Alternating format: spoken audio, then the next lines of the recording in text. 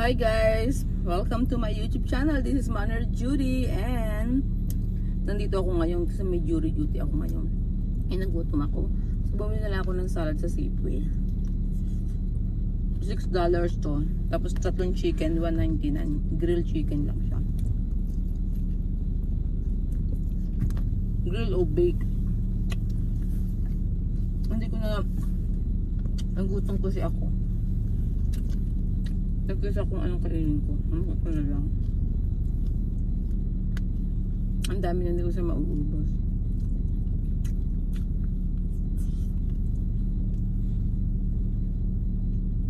So may kale salad siya. Meron siyang blueberry, kale, soya beans, carrot, cashew nut, red wine with something yung ano niya, salad, ang kanyang dressing. Masarap na ma'am.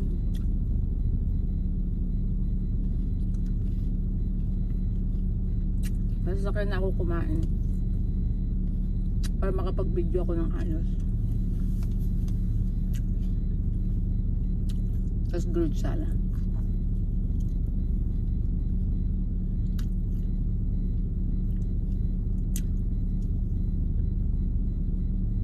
Harap naman siya.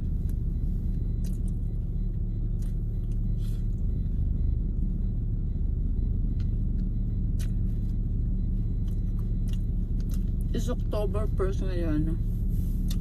So, to celebrate breast cancer awareness, lahat kami naka-pink.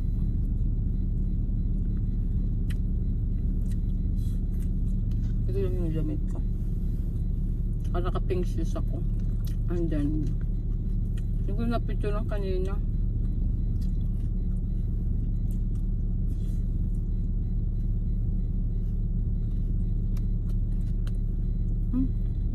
Masarap yung salad na ito ah.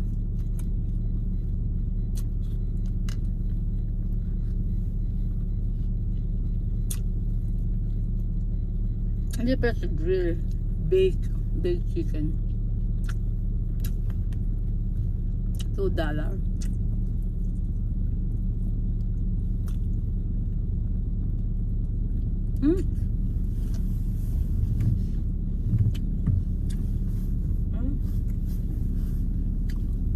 Because I can't be. Wala ko magdanda.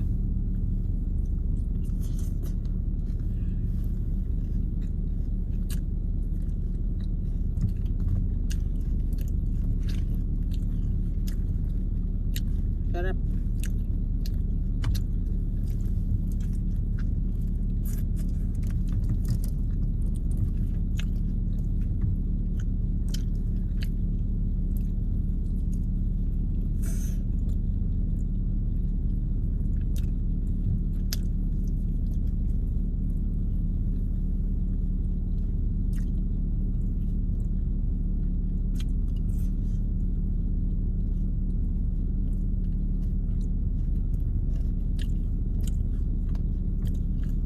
Alala ko naman ng blueberry nila.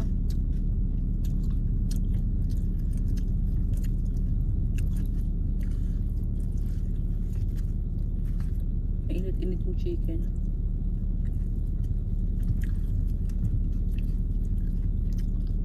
Ay naku guys. Life is too short kaya dapat be good to others.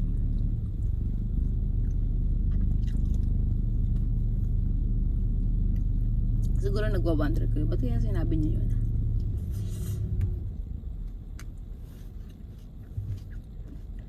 Lagi ko naman sinasabi yan. Hindi nyo lang natitinig. Saka i-enjoy nyo yung life. Kasi nga, hindi mo alam ang mangyayari bukas.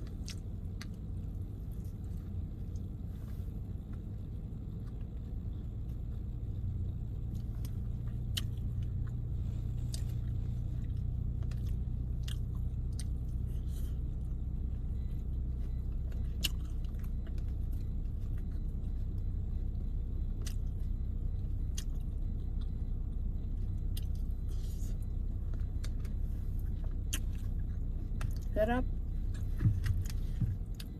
Busin ko lang yung chicken.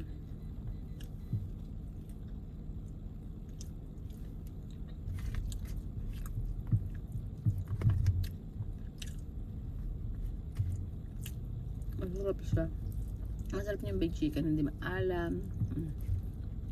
Yung matabang. Hugas na ako ng kamay mamaya.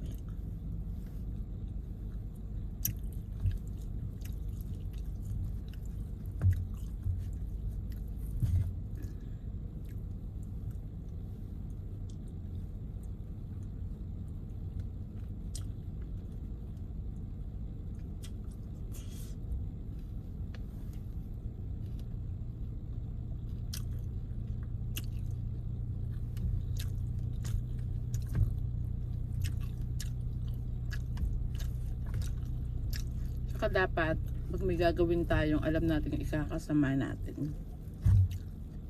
At alam mo yung pag-isipan yung mabuti. Million times. Magbukad yung mag-action.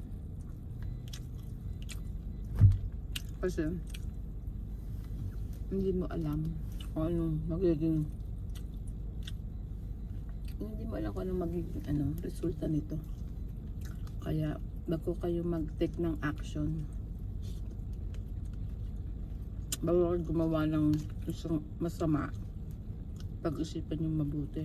Million time. Kasi minsan isang iglap lang babaguhin ang buhay mo, pati pamilya mo. Kami yung nagdadrama ako, pero totoo yun. Kaya pag-isipan nyo mabuti yung mga action nyo sa buhay.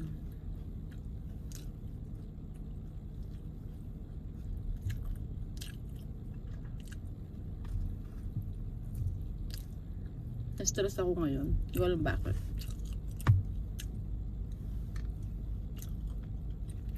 Minsan ang nagsasuffer yung mga anak, mga magulang. Hindi pwedeng laging sarili natin ating iniisip.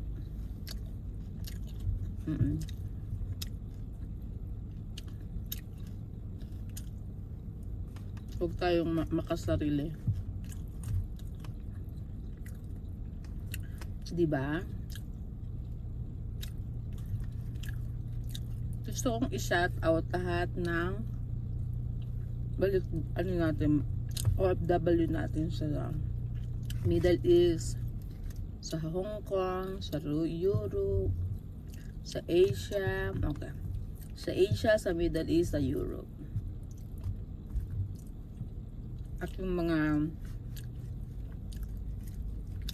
nagkatrabaho sa barko, ingat kayo lagi.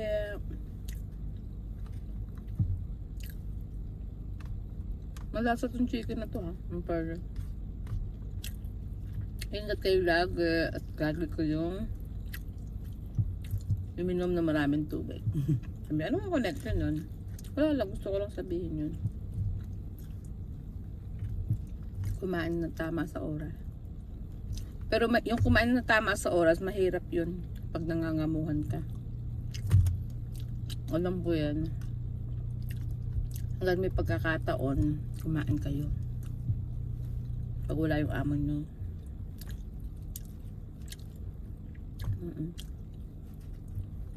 Pag hindi naman mahigpit sa pagkain ng amo nyo, kumain kayo kung anong oras dapat kumain. Pag mahigpit, pag wala yung amo nyo, lantakan nyo yung mga pagkain nyo. Kaya minsan binibilang minsan binibilang nila yung itlog or ayun na. Hindi ba dating nakuwento ko na, hindi ko naman nararanasan lahat yan ng nag-OFW ako. Blessed ako kasi mababait yung naging boss ko nun. Super bait. Malalaki, mababae, mababait sila. Hello Madam Laila, shout out. Pilipino yung amo ko na nasa Kuwait ako. Mababait sila. Pala mga kapatid niya. Kasundo ko. Mga pinsan. Sundo ko sila. Yep. Yung mga bata, mababait na may mga anak niya. Makulit lang si Dwayne. Alala ko tuloy. Kulit si Dwayne. Pero mabait na siya. Siyempre bata. Ganun talaga pag bata. Hi Kuya Ariel. Shout out kay Kuya Ariel ng Kuwait. Si Dr. Ariel na siya ngayon.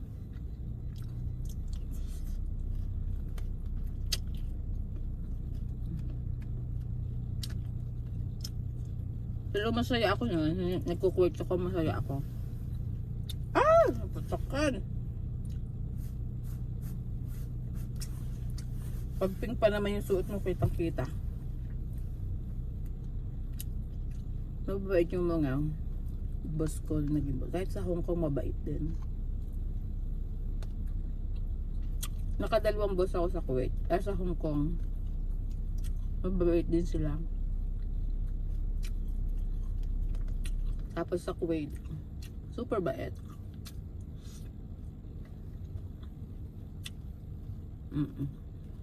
Nakakain ko lahat ng gusto ko. Lahat ng kaibigan ko sa Kuwait, hello! Hi Karina! And your cute little Sam! The Romero sister!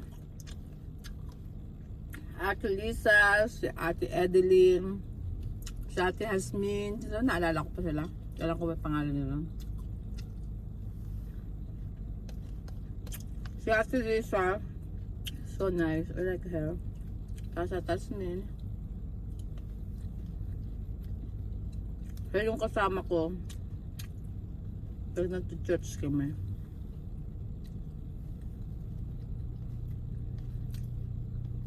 Mababait yung nag-ano ko sa COVID. Wala akong problema. But nung nasa Kuwait ako, maganda yung buhok ko. Shiny. Walang dry. Kasi lagi ako naka-aircon. Walang pimples.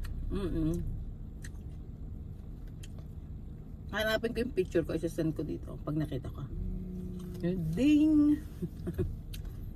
Hanapin ko yun. Pinasa yung picture ko sa Kuwait. Ang very nene. Nani pa ako nun.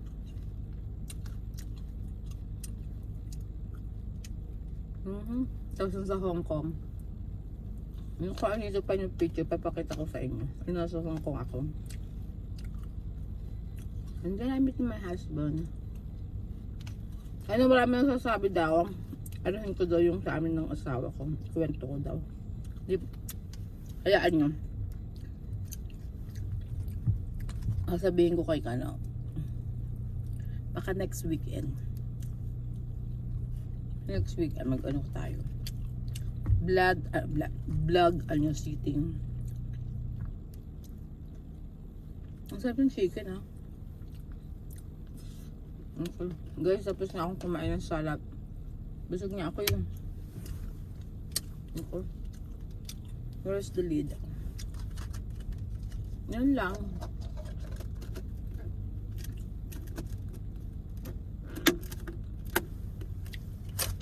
Ay, matapon to sa akin.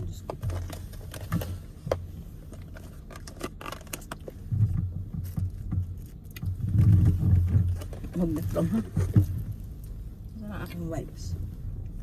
Tapos bumili ako nito. Excuse me. Narinig tuloy yung burp ko. Bumili ako nitong drinks. 1 gram lang yung sugar niya. No added sugar. Ang calorie niya is 25 lang.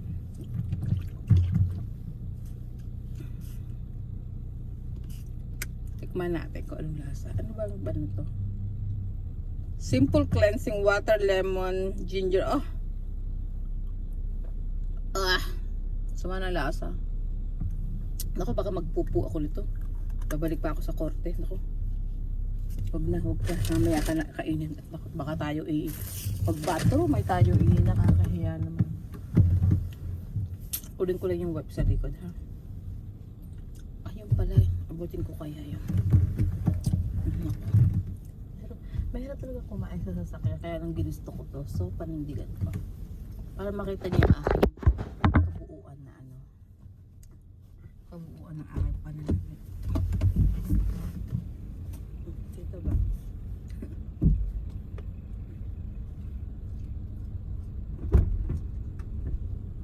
Magdagdag. Ato mo maitog pa ako dito.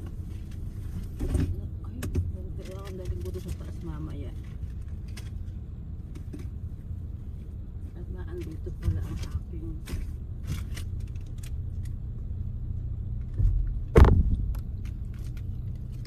set nyo. Hindi naman pwede. Dito kayo. Para makita yung aking suot. Tapos nakapit na shoes lang ako. Oh. Ganyan lang siya. Para siyang ano ba? Oh. Ganyan lang. Matagal na itong damit na to. Hindi ko siya suot. Alam niyo kung bakit. Kukuwet ko sa inyo. Pupuros na ako ng kamay. Matagal ko na itong binili. Nakita ko siya sa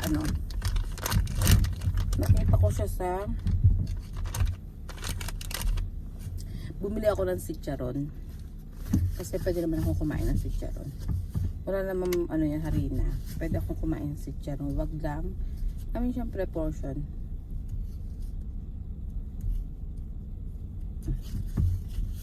Bumili ako ng sitcharon kasi tapos wala siyang sugar. And then, lang siya. Calories niya is 70. Hindi ko maubos yung lahat yan. Yung para makatikim-tikim lang ba? Yung ganun. Ganun lang. So, hindi ko ito masuot dati. Nung binili ko ito. Kasi ang laki-laki ng tiyan ko. So, para akong buntes. Tapos ito. Grabe yan na yan. Hindi maluwag na, diba? Dati ganyan siya. Yung banat na banat. So, ang pangit tingnan. Ay, hindi ko sinusuot. Patagal ko na itong binili. First time ko suot ito ngayon. First time ko siyang isuot. Kailangan ko mag-wipes ng kamay. Ayan. Tapos magugas ako ng kamay sa taas mamaya. May malinis na naman. Wala namang mantika. Oo. Ayun, hindi pwedeng inumin dito hindi ko pwedeng inumin yung juice baka kasi mamaya mabathroom ako kasi nakalagay doon cleansing.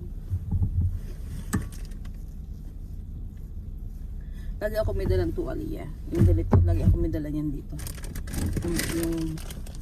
Hindi naman siya bath towel. Favorite ni Kevin doon. Ay, ni Jessica yata. Si Jessica. Favorite ni Jessica itong ito. Ayun. O pag-usapan natin yung OFW. Wala ako water. Meron.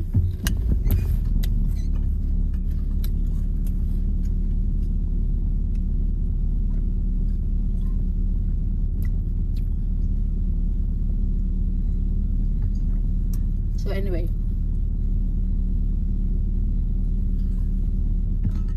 Kuwento ko lang. Yes, napunta ako ng Hong Kong. Parang nakwento ko na dati yung sa Hong Kong ko. Inabot ako ng nakita sa bintana.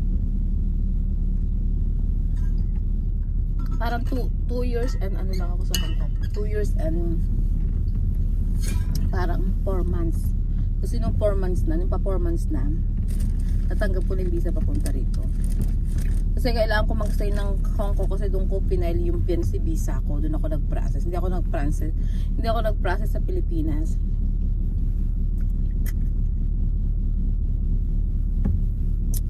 Saan ako nag-process sa Hong Kong?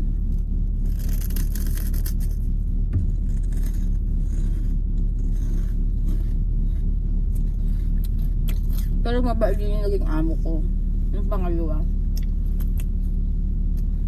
In-interview ako. Dumating ako sa kanila parang February. 2 buwan lang yata ako dun sa Boston ng pangalawa.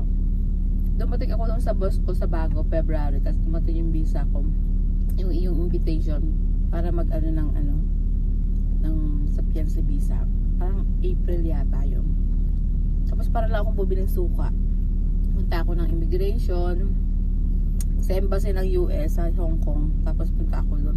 Tapos nag-process ako ng papel. Tapos pagdating ko doon, natuwa yung nag-interview sa akin. Ay mahilig siya sa love story. Mahilig siya magbasa ng pocketbook noon na love story.